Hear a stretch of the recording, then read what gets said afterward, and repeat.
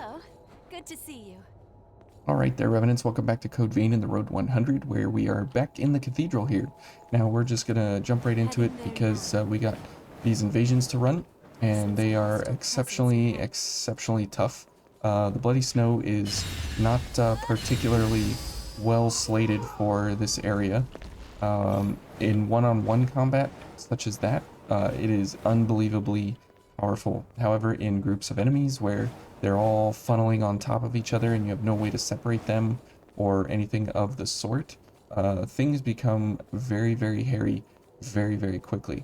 And so there is one way to kind of, whoops, there's one way to kind of mitigate that um, along the way here, and the way to do that is to switch this guy out for Radiant Barrel, just to make sure that we do have a knockdown at several different points in time. We have recovered Now, something the valuable. yeah, it's pretty valuable, sort of valuable. And let's go ahead and heal that mistake there that we had, that little oopsie.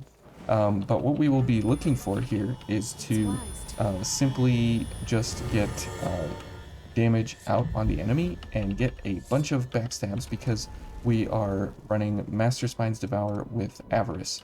And so we are able to get about 13 and a half ichor back on a backstab. And this is where that comes in handy, just to knock them down.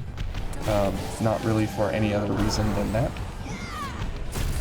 And so then we can grab up a backstab here if we don't get hit here.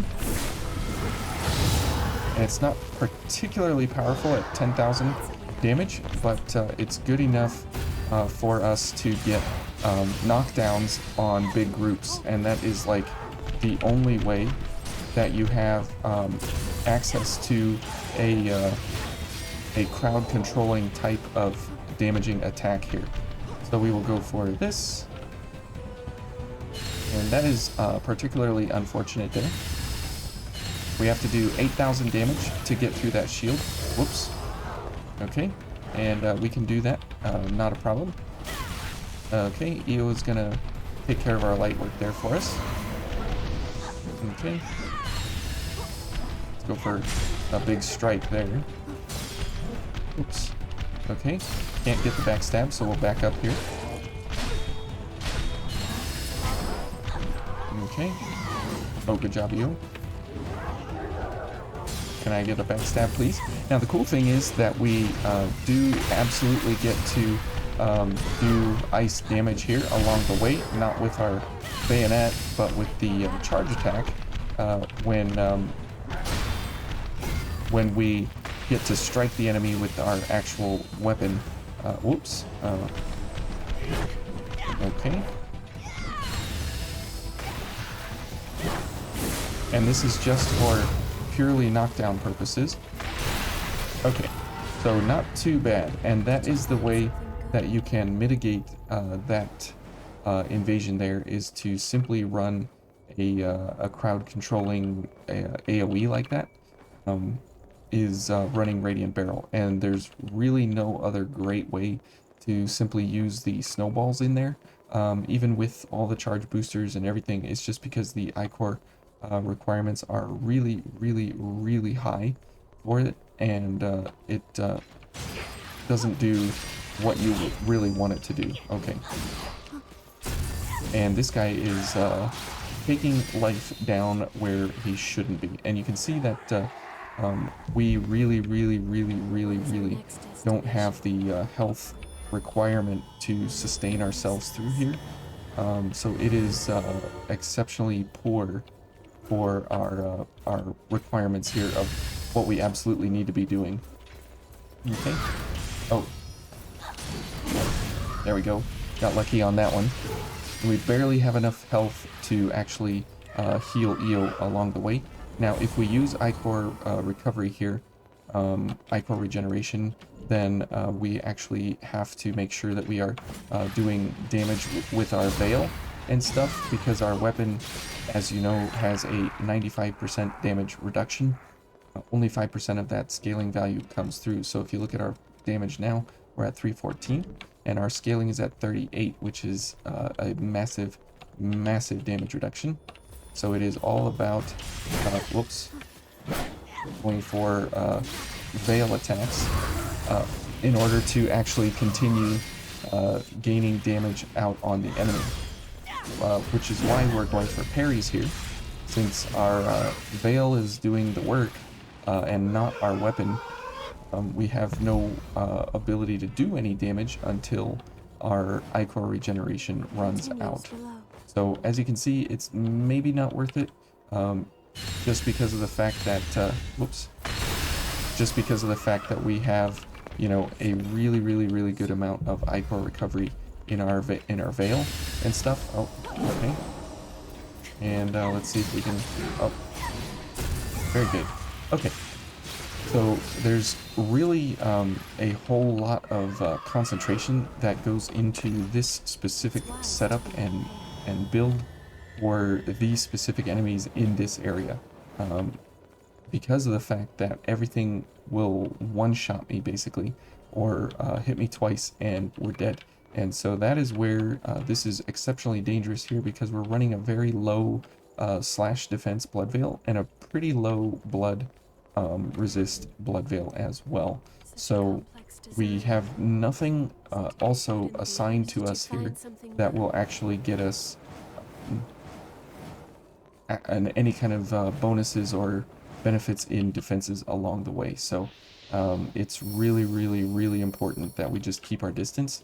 We use the extreme range of the bayonet to kind of call out enemies before we even get to them, but that's only if we have the ichor even available, because as soon as we use ichor regeneration, we're not really making good use of it anymore, because then we have to wait for it to end. And so it's kind of a weird kind of a gift that you don't want to use it when you're in combat, and you obviously don't want to use it when you're getting close to combat. But other than that, see, now here we can shoot this enemy. Okay, before we even get in there to lock on range, which is the absolute most big benefit of this entire weapon set. All right, so as we continue on here, this room is absolutely horrible, so we will make sure that we get extra damage here, and we'll go for just a big shot there, and we'll go for some of the single balls like we learned in the Howling Pit last episode. There we go. And this one's gonna, and that would have been a very nice parry timing, and of course I'm not going to get it, and I'm not going to get that either. Of course I can't get that one. Okay, there we go. Finally we get a backstab, and that is where this absolutely, this build and setup and everything can live and die. Literally, as you saw there, we took 2 hits and we were dead, and that was really unfortunate. Now you could you could transform your blood veil. Oh, I think that shiny lady is coming down here. You could go for a lightning chrome, an ice chrome on your blood veil here, and that would be pretty great. Whoops. Yep, that was the wrong thing to do. Okay, so, and you can see here that you pay for everything with your life. One little mess up, one little wrong move in any way, in any form, and it is completely over. But again, you can do cool things like this, where you are completely outside of the enemy's reach, distance, everything, and you can end them very quickly. Okay, so before we get into the next group of folks, let's go for this, and then we can hopefully call out one of them, like this one, and we can get the parry there easily enough, and then we can just go for a charge attack down. So you can see that when it happens, when it works, Todd Howard would be proud when it works. But as you see there, we get hit once and we are dead. And that is the super serious problem of what we have running here, is that is that we really don't have any capacity to take any damage any of the time ever, which is really, really unfortunate. But it makes you play the spacing game much better than you normally would, and it teaches you kind of don't get greedy and don't get in the fight as close as you would like. Okay, just like that. All right, and let's just go for some charge attacks here. As you can see, we have the damage if we are not getting hit. I mean, good grief, it's crazy to actually just be here in the cathedral, number one, and then number two, to actually get through here without getting hit, and then number three, to just get through here basically and not dying with this setup. And as you saw in the invasion there, it was like almost impossible for us to actually get through there in one go. And then going through these enemies, it's like unbelievably painful.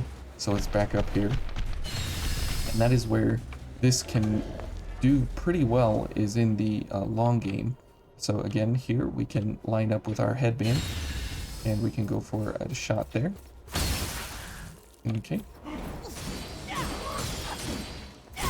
Good, we got a backstab. So if you can get a backstab and then run away, and then do the charge attack, that is where our bread and butter damage setup comes from. Otherwise, you're literally just doing horrible things at close range, because you will absolutely die, and there's no way around it. There's no way to get away from it. And so running Orion is really fun because it is super powerful. I mean, it is a really powerful blood code, but the low defenses here really makes us pay for it. And even if we went for the fortified, it wouldn't really matter. And if we went for something else, like the bewitching thorn or something, we could do pretty well on our backstabs and stuff, but we wouldn't have the blood defense that we do now. But this is all, or the iCore recovery that we do now. And so you can see that, you know, it really is a little bit different all around here. But anyways, we'll pick up here in the next episode. We'll see you then.